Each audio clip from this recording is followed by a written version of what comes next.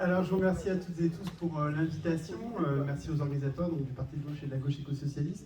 Et moi, je suis content de retrouver Hélène Le Cachet. On avait déjà eu un débat à l'initiative de la gauche éco-socialiste un peu sur ces mêmes questions à l'automne passé. Donc voilà, je pense que c'est un débat intéressant et je suis heureux que peut-être ça commence une série de débats qu'on fera sur le reste de la France sur ces questions-là. Alors moi, je voudrais commencer par les deux thèses, à mon avis, sous-jacentes à l'écosocialisme.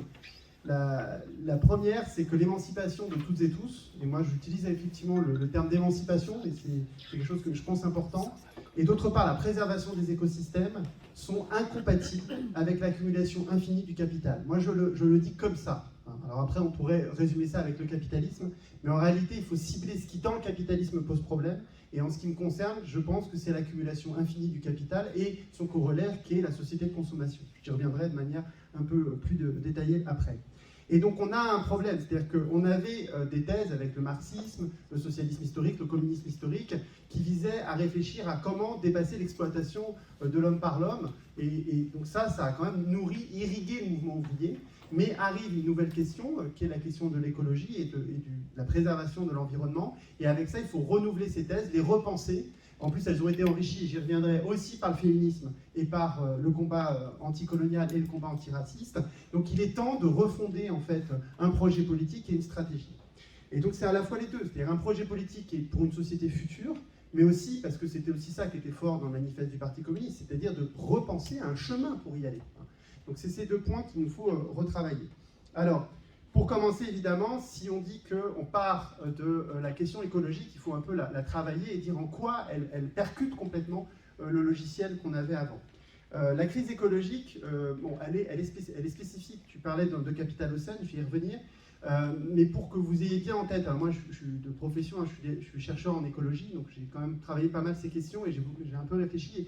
Et il y a quelque chose, il y a eu des crises écologiques, alors soit dû au climat, le climat a changé à l'échelle de la planète, soit même par percussion d'un météorite, ça a provoqué la dernière plus grande crise de la biodiversité qui a permis l'extinction des dinosaures. Mais ce qui est spécifique là, c'est que, on a trois choses. D'abord, ça va très vite.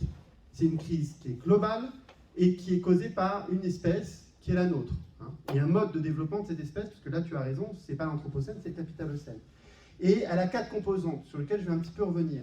La première composante, c'est évidemment le changement climatique. On parle d'une trajectoire à 3 degrés, mais j'avais l'habitude de travailler sur les scénarios du GIEC, où le pire des scénarios dans l'Europe actuelle, là, c'est 6 à 8 degrés pour les parties continentales, parce que les moyennes sont assez trompeuses. Les océans se réchauffent moins vite que les continents, et certaines zones se réchauffent beaucoup plus vite que d'autres. Et ça se réchauffe plus vite que l'été, que l'hiver, par exemple, dans certains endroits. Donc en réalité, les moyennes sont assez trompeuses. Et quand on parle de 6 à 8 degrés, on n'est plus dans le même monde, en réalité. Moi, je prenais l'exemple pour les étudiants, c'est qu'en gros, on change un climat à 1500 mètres en 2100, c'est le climat actuel à 800 mètres d'altitude. Donc vous imaginez pour les espèces, mettez-vous ça dans la tête, le climat de Fès à Marseille. Bon, voilà, c'est des modifications pour les populations, on parle de réfugiés climatiques, qui sont énormes. Mais le changement climatique a d'autres conséquences dont on ne parle pas suffisamment, la hausse du niveau des mers évidemment, mais l'acidification des océans. Et donc on est sur un panel de changements très très large, et avec beaucoup d'incertitudes et donc des points de basculement. Et ça fait quelque chose de très différent avec la période du marxisme et du manifeste du Parti communiste. C'est qu'à l'époque, on avait tout le temps devant nous. Il y avait quelque chose où, bon, il y a bien sûr socialisme ou barbarie, ça nous a toujours, l'histoire nous ment la nuque, mais néanmoins, il n'y avait pas cette injonction à aller très vite dans nos transformations, dans nos modes de développement, parce qu'on n'avait pas la conscience de la finitude de la planète. Et là, on est vraiment, c'est à l'échelle du siècle, il faut qu'en 2100, on ait changé nos modes de consommation et de production. Mais il y a 2-3 autres aspects de la crise écologique sur lesquels je vais revenir. D'abord, il y a une crise de la biodiversité. Et aujourd'hui, la crise de la biodiversité, qui est plus importante que toutes les crises de la biodiversité qu'on a connues, plus rapide et plus importante, elle est essentiellement due aux usages, et notamment à la déforestation. Mais ça va se combiner avec le changement climatique, et en 2100, en gros, 80% de l'extinction des espèces sera due au changement climatique. Donc on est face à quelque chose qui est assez effrayant. Troisième aspect, les pollutions globales, évidemment, mais qui agissent, et là c'est un des aspects de la crise écologique, qui agissent sur notre santé, des asthmes, des cancers, mais qui agissent sur la santé des écosystèmes, et donc ça a aussi des impacts sur la biodiversité. Et dernier aspect, des ressources qui sont finies. Hein, donc c'est le pétrole, c'est le gaz. On est en train de le voir aujourd'hui, même si c'est une crise avant tout géopolitique. Mais c'est les ressources halieutiques, c'est-à-dire la pêche. On est face à des ressources finies. À un moment donné, ce n'est pas possible de gérer ces ressources comme on le fait.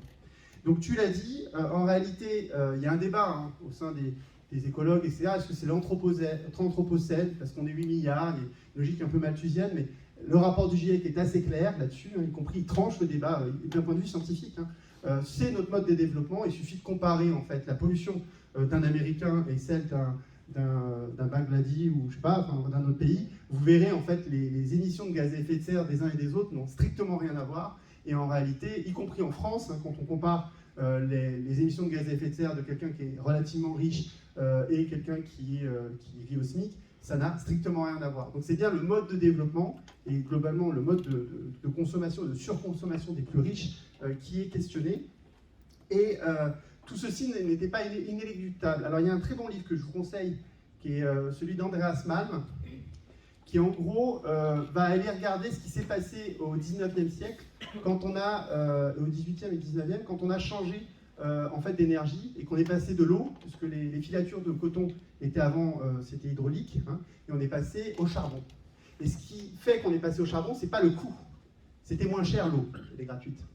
C'est le fait que comme c'était moins cher mais dispersé dans le paysage, en fait, ça donnait du pouvoir aux salariés. Et donc les salariés qui se mettaient en grève, le patron ne pouvait rien faire, puisqu'ils étaient là, et c'est là où il y avait l'eau, et il ne pouvait pas aller employer les salariés qui étaient ailleurs, puisque c'était dans des zones rurales où il n'y avait pas une concentration forte. À partir du moment où on est dans le charbon, à partir du moment où on met les choses dans les villes, on a la possibilité d'exploiter beaucoup mieux la force de travail, de baisser les coûts, mais pas parce que la matière est moins chère, mais parce qu'on exploite beaucoup plus les travailleurs.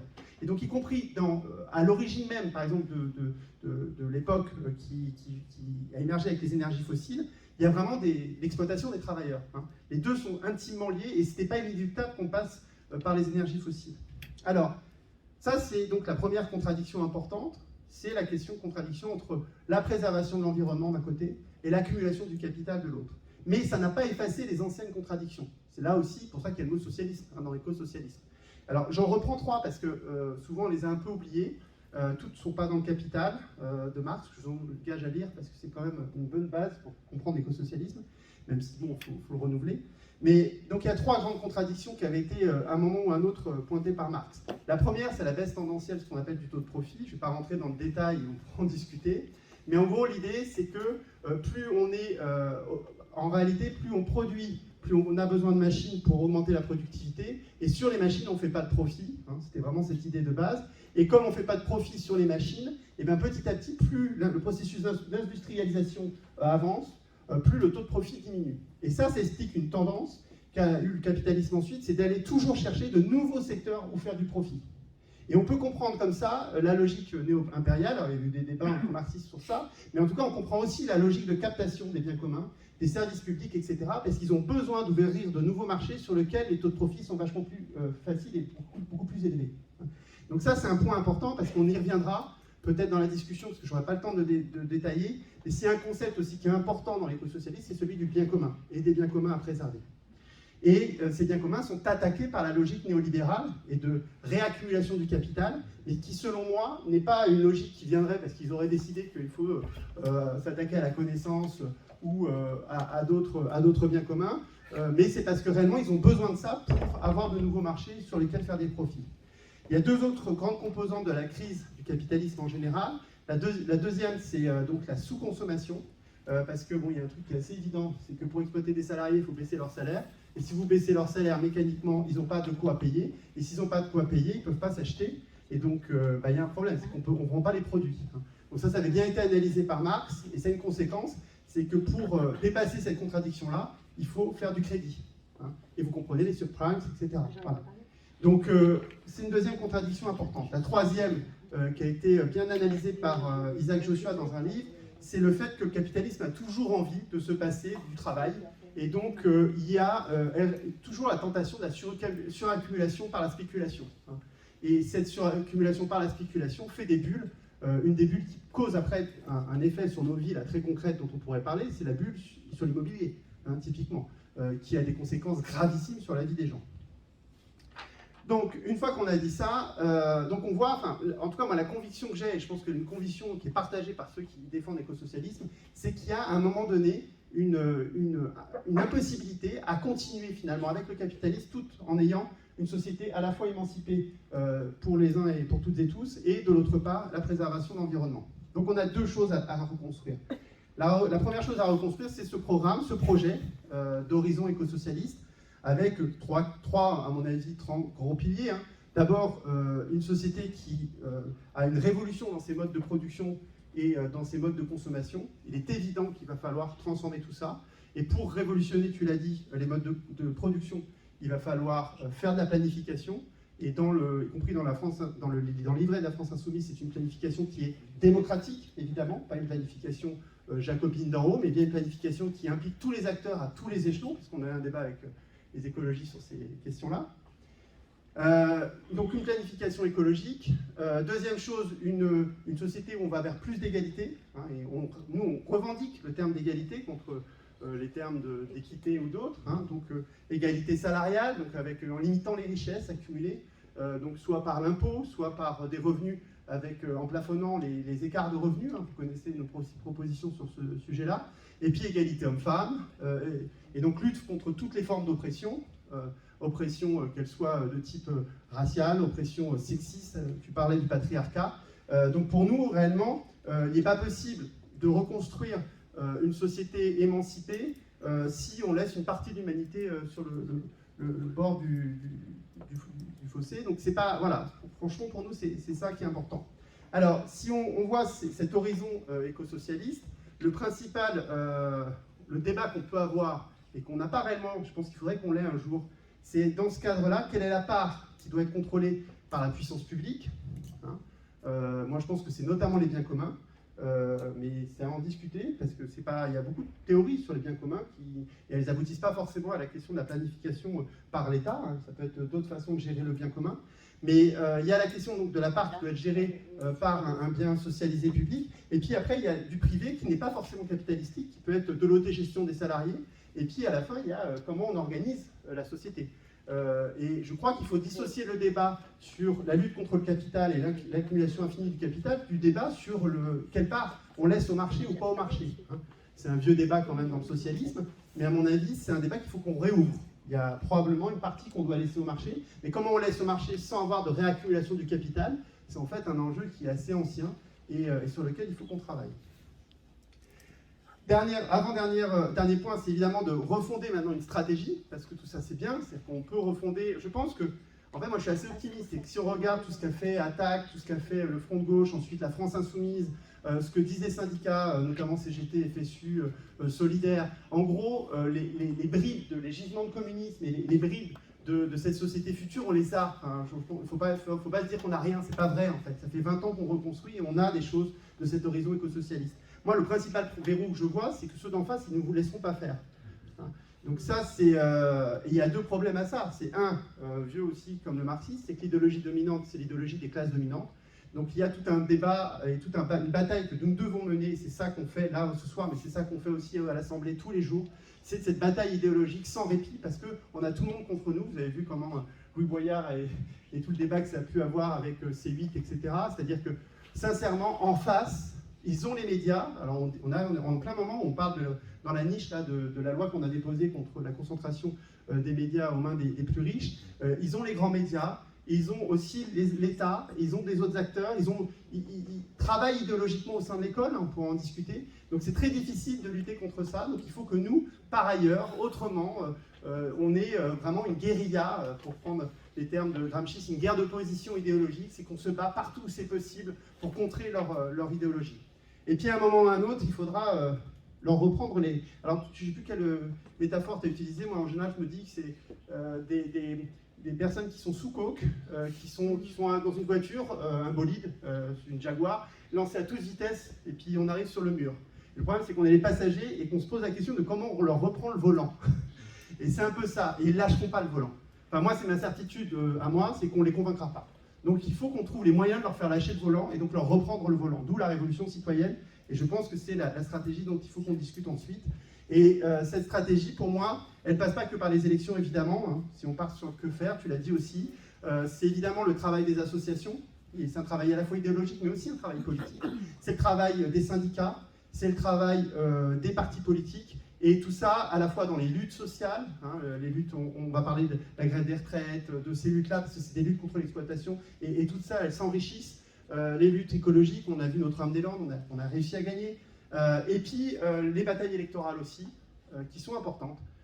Et il faut à un moment donné, dans certains pays, faire sauter, avec des clapets, petit à petit, faire sauter les différents verrous pour avoir des positions institutionnelles qui nous permettent de commencer la bifurcation écologique et de continuer l'affrontement avec les classes dominantes. Et c'est là aussi où on a probablement une divergence avec une partie de l'extrême gauche dont je viens. Moi, je viens de la Ligue communiste révolutionnaire, mais moi, je ne pense pas, alors je ne sais pas si certains du NPA sont là, que la solution viendra d'une grande grève générale qui mécaniquement effacera les problèmes et nous permettra de prendre le pouvoir. Je crois en fait que dans nos démocraties, tant qu'on n'a pas une fascisation qui a été jusqu'au bout, la voie électorale reste une voie importante, mais je vous l'ai dit et redit, et je crois qu'on le partage, c'est pas parce qu'on pense que la voie électorale est importante à un moment que la lutte dans les syndicats, que la bataille par les associations est à minorer. Tout ce qui est fait aussi en termes de stratégie de faire autrement, Alternativa et tout ça, c'est important dans le paysage. Et je crois qu'une fois qu'on dit ça, en fait, on dit que tous les combats sont importants. Et donc on respecte aussi tout le monde et tous les acteurs dans le combat. Alors je finirai sur que faire. C'est mon côté léniniste, je peux le dire, c'est filmé. Alors, que faire ? Bon, très concrètement, d'abord, la prochaine bataille, c'est celle des retraites, c'est ce qu'on disait aux journalistes. On ne sait pas quand est-ce qu'un grand mouvement d'ensemble aura lieu. Je ne crois pas que le grand mouvement d'ensemble aura un effet et provoquera la révolution, mais néanmoins, sans grand mouvement d'ensemble, on peut faire pas grand-chose, y compris dans les urnes. Donc on a besoin d'un grand mouvement d'ensemble, donc ceux qui ne sont pas syndiqués, vous vous syndiquez, et puis vous vous débrouillez pour que dans les boîtes, ça chauffe. Ensuite, il nous faut un deuxième élément qui est, à un moment donné, cette victoire, qui serait une victoire d'un camp. Et là, on a quand même quelque chose de très favorable en ce moment. D'abord, on a l'union de la gauche, mais pas l'union de la gauche n'importe comment. On a l'union de la gauche avec le centre de gravité, moi je le dis toujours comme ça, qui est sur son pôle le plus radical, c'est-à-dire la France insoumise. Et ça, c'est quelque chose qu'on n'avait pas eu depuis très longtemps, en fait. Donc je pense qu'on a vraiment l'architecture qui nous permet d'avoir une victoire électorale, et s'il y a victoire, ensuite, d'avoir des députés, et d'avoir y compris un gouvernement qui serait combatif et qui s'affronterait réellement avec le capital. Donc il nous faut cette victoire, et c'est ça qu'on doit maintenant travailler tous et toutes ensemble, mais en essayant d'avoir cette victoire, d'essayer de... Parce que je pense que je vais conclure là-dessus, on ne peut pas avoir une victoire là juste parce qu'il faudrait gagner la prochaine élection si on n'a pas cet horizon et la construction d'un horizon émancipateur derrière, où on se dit qu'on avance vers quelque chose quand même qui est un petit peu mieux qu'aujourd'hui et que la Coupe du Monde au Qatar. Voilà. Merci.